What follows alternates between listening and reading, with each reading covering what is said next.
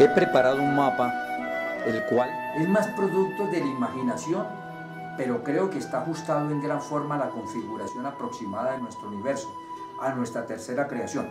Este mapa cósmico de la tercera creación es donde se nos muestra los diversos componentes de nuestro universo, del tercer universo creado.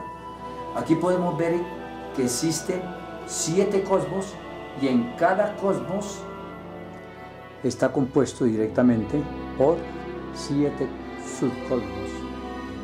Como podemos observar acá, vemos de que en esta forma en que está construido el universo, asimismo nuestro cuerpo físico se encuentra constituido. O sea, tenemos en cada uno de nosotros un chakra coronario. Un chakra coronario que está en la parte superior, en la mollera, que se llama la mollera. Está el chakra frontal, que lo tenemos en la frente. El chakra laríngeo,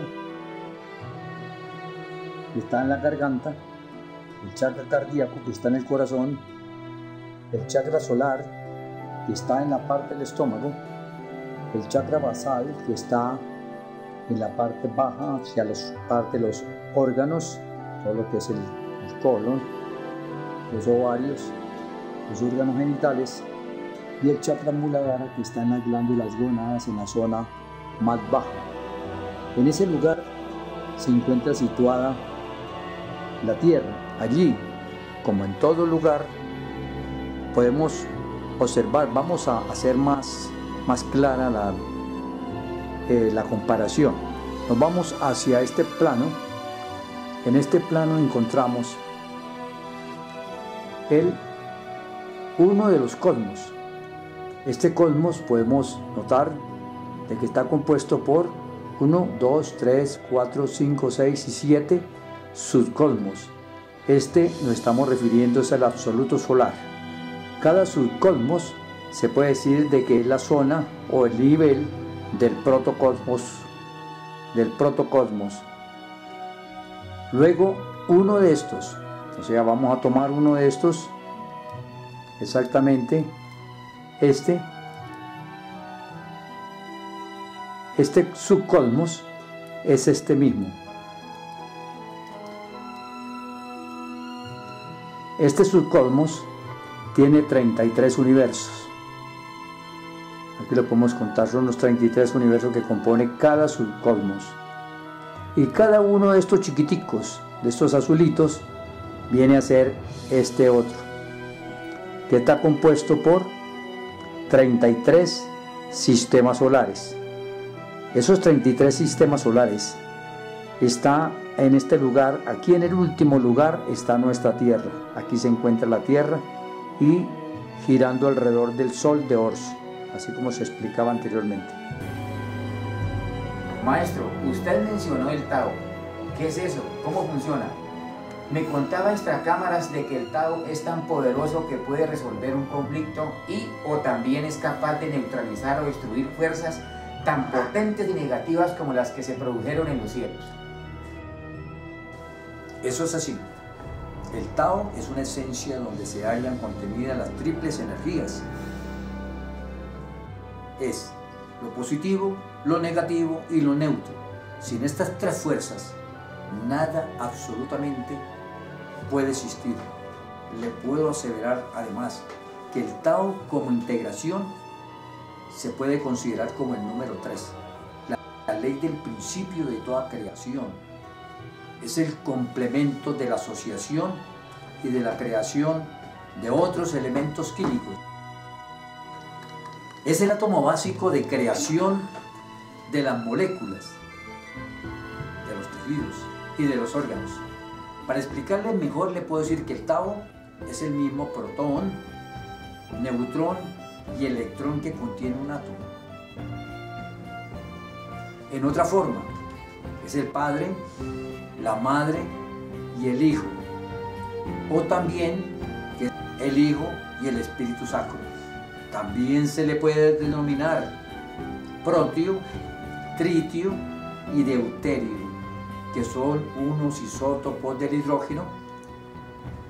Es más, se le puede llamar también o nombrar como el éter, el color y el son. En el plano que se le sitúa el Tao, se convierte en creación, como el origen de toda la vida, conteniendo tanto el bien como el mal y la fuerza neutra, pero donde el mal está latente pero no activo, es decir, sin acción, sin función, y está quieto en primera. Ilústreme, el narrador nos dijo anteriormente que todos los ángeles, tronos, arcángeles, serafines, querubines y otras potestades se reunían en torno a Dios, que todo lo creado estaba en armonía. Todos los soles eran uniformes y originaban su propia luz, la cual alimentaba el absoluto solar. ¿Hubo algún rebelde en especial quien dañó esa paz, esa tranquilidad, el orden perfecto? Por supuesto que sí. Existió, como ya lo dijimos, un ser muy poderoso entre los asiurgos creadores, entre las energías de la creación, y era otro increado, y se llamaba el asiurgo Hasaja, quien por culpa de su orgullo, rebeldía, promovió la rebelión y convenció a los luzbeles para que produjeran la gran conmoción cósmica, un primer Big Bang. Por culpa de sus rebeliones, hemos quedado en los mundos de la dualidad, donde rige lo alto y lo bajo, entre lo dulce y lo agrio, entre lo lleno y lo vacío, entre la vida y la muerte.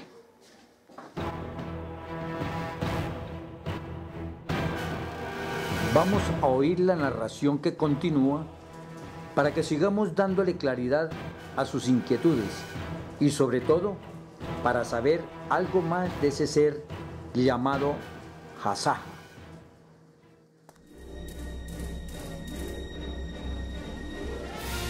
Satán, quien en ese entonces se llamaba Hasaja Sahan, podía permanecer en la intensa luz como también en las más alejadas tinieblas, donde solo reinaba la oscuridad. Era quien transportaba las energías de residuo y combustión hacia las periferias del absoluto. Su labor era reciclar elementos que provenían de la permanente fusión y combustión de potenciales energéticos, resultantes entre los soles, las esferas y el pluriabsoluto. Este ser conocedor del bien y del mal se llenó de orgullo y soberbia. Quiso ser como Dios. No quiso respetar ni obedecer las leyes de la armonía, ni mucho menos continuar con el respeto y la dependencia hacia un Padre que constituía la bondad, la benevolencia, la generosidad, el orden, la estabilidad cósmica, el flujo y reflujo de luz y de energías que se procesaban en el universo, y lo más grandioso, su propia existencia.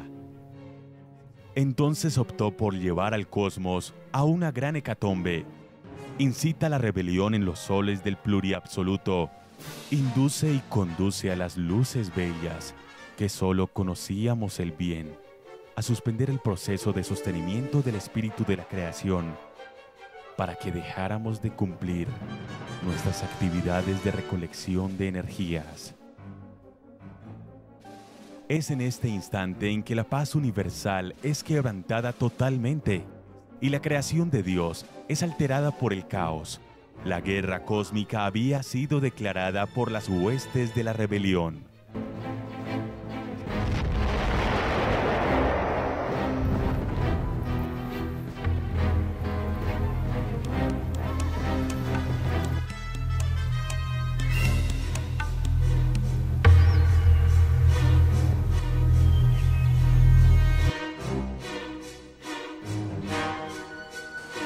Tu creído sello, oh imagen de Dios, lleno de sabiduría y colmado de hermosura, vivías en medio del paraíso de Dios.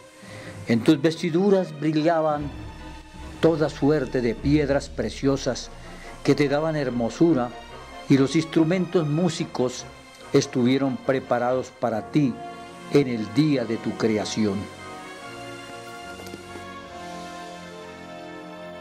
Tú has sido un querubín que extiende las alas y cubre el trono de Dios. Yo te coloqué en el monte sacro de Dios. Tú caminabas en medio de piedras brillantes como el fuego. Perfecto has sido en tus obras, desde el día de tu creación hasta que se halló en ti la maldad.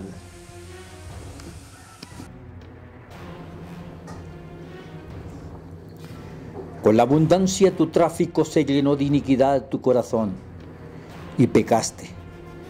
Y yo te arrojé del monte de Dios, y a ti, oh querubín que cubrías el trono, te eché de en medio de las piedras resplandecientes como el fuego. Por haberse engreído tu corazón, por causa de tu hermosura, y corrompido tu sabiduría por causa de tu brillo, por eso te arrojé yo al suelo.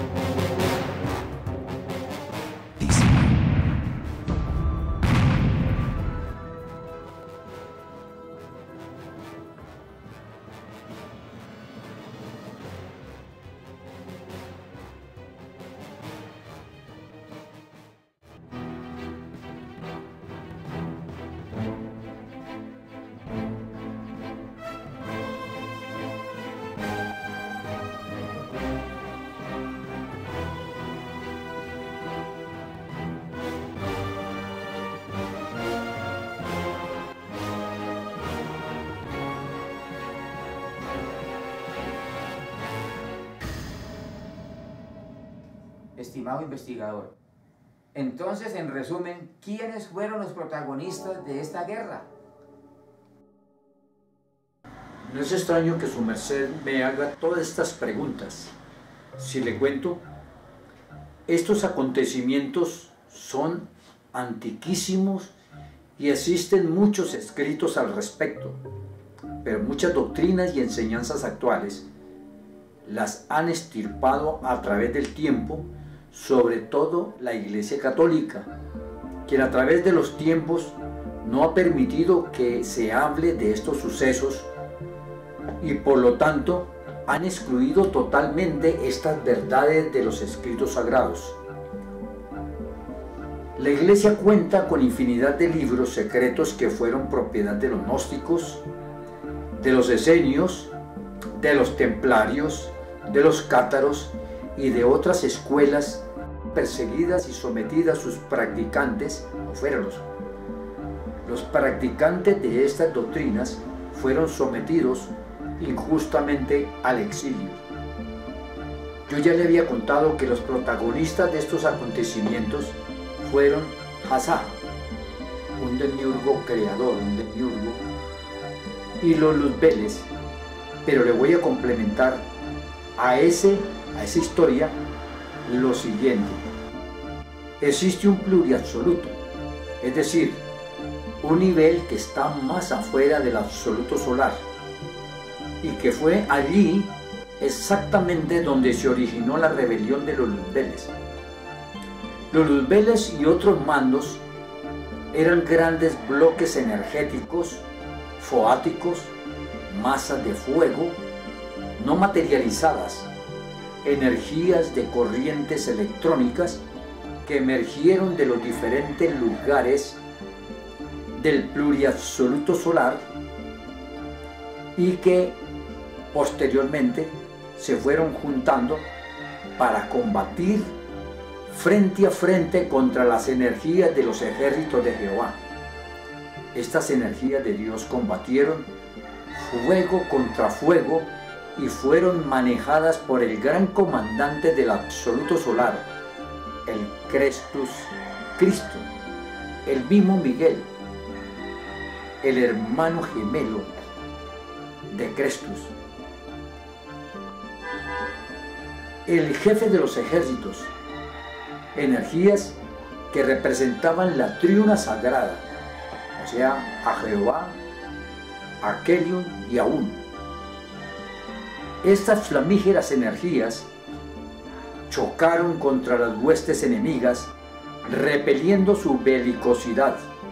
El triunfo que obtuvieron los ejércitos del cielo, los cuales representaban las fuerzas del mismo Dios, fue virtud a la utilización de la fuerza neutra, la que habíamos hablado anteriormente, la cual dijimos que había una fuerza positiva, una fuerza negativa y una fuerza neutra.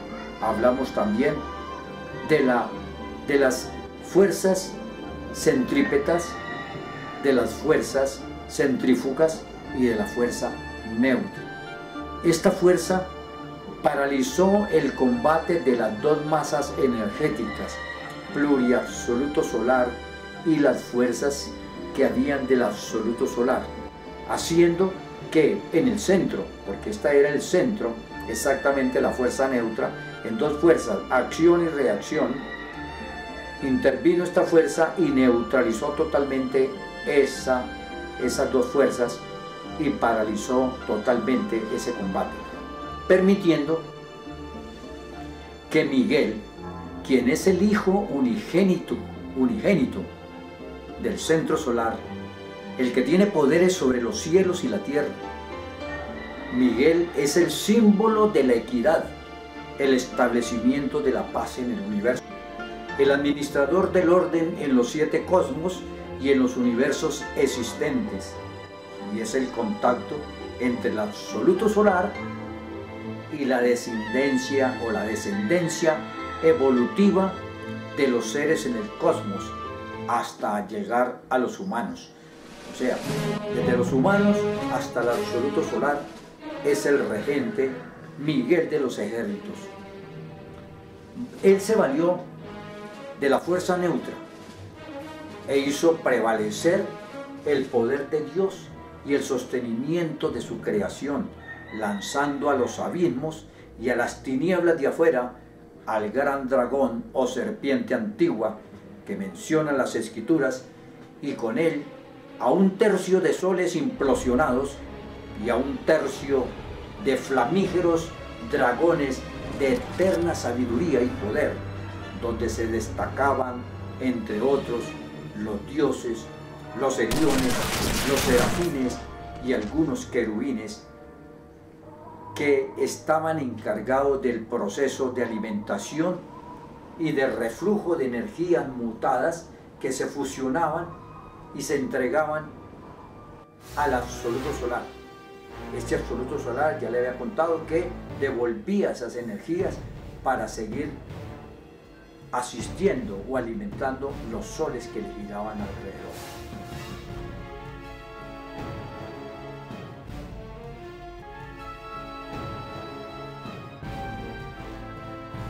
La Tierra quedó involucrada en este grupo de soles explosionados que terminaron en las periferias.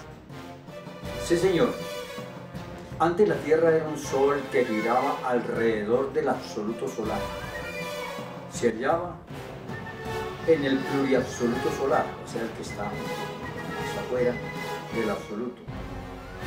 Luego de la gran rebelión de los Lubeles y de los posteriores Big Bang, o las grandes explosiones que se ocurrieron, la Tierra es precipitada hacia las periferias, donde quedó convertida en polvareda cósmica, en una nebulosa incendiada y vacía. Es decir, quedó en la cola del universo, donde luego fue sacada y trasladada al 33º sistema solar del 7º cosmos. Es decir, nos ubicaron donde se termina el bien y comienza el mal, entre la luz y las tinieblas, entre la alegría y el dolor, entre la gloria y las penas, etcétera, etcétera. Volvemos a repetir otra vez la parte de lo que significa la ley de la relatividad. Lo bueno y lo malo, lo blanco y lo negro. Mejor dicho, estamos en los mundos de la relatividad, como hemos dicho. Estamos en la mitad de los cielos de la luz y en la mitad donde empiezan los, llamémoslo así, los cielos de la oscuridad. En esta repulsión o catástrofe que existió, esa explosión cósmica, allí quedó involucrada nuestra Tierra, la cual fue en ese entonces un hermoso y grandioso sol que no tenía medidas, era inmensurable, que giraba en ese entonces alrededor del sol, en la morada del inefable, del Dios omnipotente.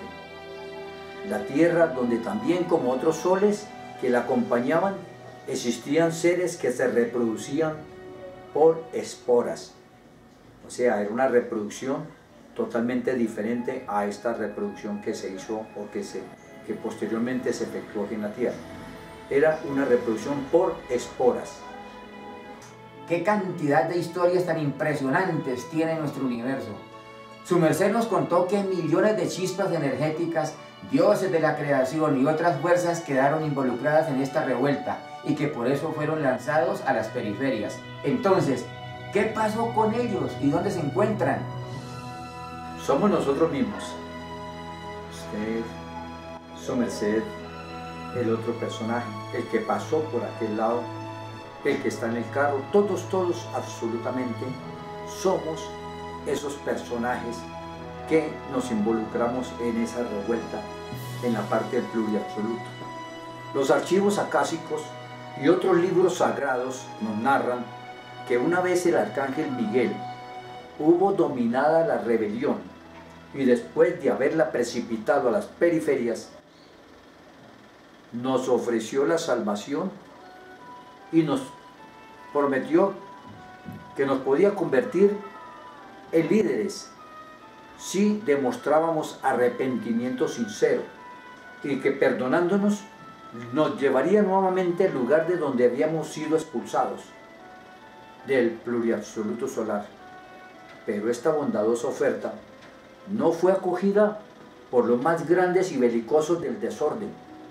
Estamos incluyendo a Satán, el que antes se llamaba Hasá, porque al contrario, estos seres que son los que propiciaron este suceso cósmico, crecieron en rebeldía y en enojo, y en pleno juramento sostuvieron que se mantendrían alejados y prometieron serias venganzas por los siglos venideros.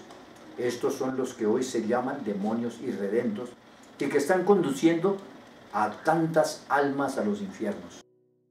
Muy diferente a estos irredentos, existen otras fuerzas llamadas mandos medios y millares de ángeles con sus respectivas líneas de fuerza, los cuales desistieron y aceptaron la propuesta que les hacía el arcángel Miguel. Por lo tanto, se les dio la posibilidad de tomar la materia que les daba la forma y la masa, pero que les restringía las manifestaciones en formas de energía protoplasmática, o sea, la energía original por las cuales ellos trajeron a la Tierra. La primera forma de la materia, la que tenían todos los que provenían de los cielos. Por lo tanto, a seguir de esos momentos, ya dejarían de crear bloques de altísima potencia. ¿Qué quiere decir esto? Que ya no se pueden o no se podían unir para crear bloques energéticos que hacían daños al universo y de grandes explosiones. Entonces los aislaron de esos campos energéticos. ¿Qué pasó luego de esas guerras? Entiendo que muchas doctrinas cristianas, católicas y demás grupos de estudio, exégetas sobre todo, lo primero que van a decir respecto de este video documental es que eso no está en la Biblia ni en ningún texto. Por tal motivo no creen que esto exista o que haya sucedido. Por lo tanto, lo considerarán como ciencia ficción. Siempre ocurre lo mismo. Esta es la verdad y no dejará de serla por causa de la ignorancia de muchas personas, de muchos seres y de muchas doctrinas, porque todo lo que leen y todo lo interpretan a letra muerta.